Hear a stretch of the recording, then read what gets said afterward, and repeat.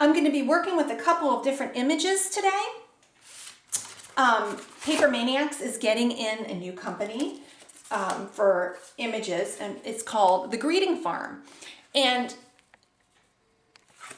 I love them. They are so much fun to color with your Copic markers.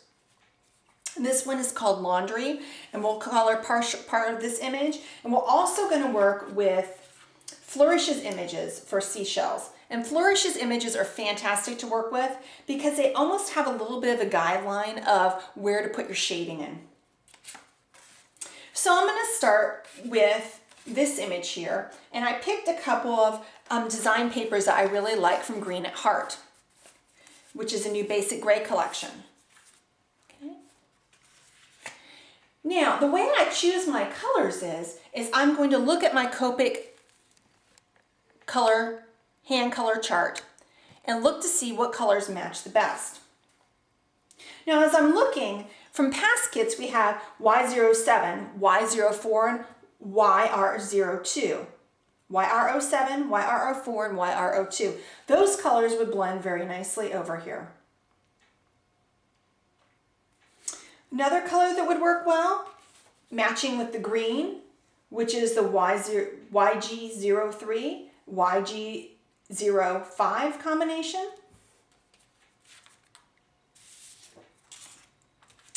The pink here, RV21, RV23 would be very nice with this. And then we've got tons of purples. This would be really pretty. This is almost an exact match, the V12, V15, V17 combination. That's how I pick my colors for my image.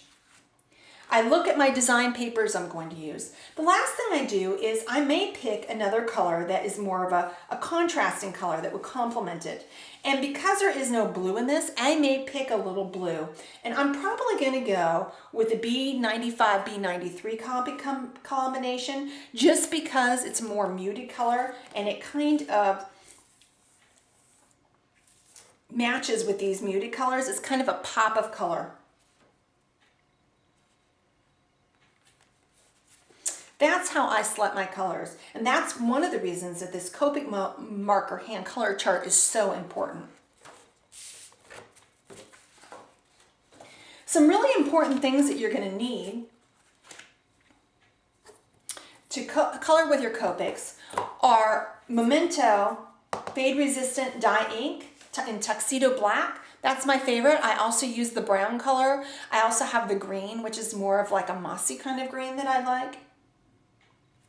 The other thing I think is the most important thing, in all honesty, is your colorless blender, which is the 0 Copic marker. It allows you to fix mistakes. It also allows you to do techniques where you're fading into white. The Copic multi-liner, I use a 0.3. The 0.2 is nice also, but these are great because they allow you to, if you don't get your entire image stamped correctly, like let me show you on this image here, on the laundry image, like if her hair doesn't come out perfectly, you can go back in with that multi-liner and fix that. The reason that's important is you can't just use any old kind of marker on there because your Copic markers may smear it.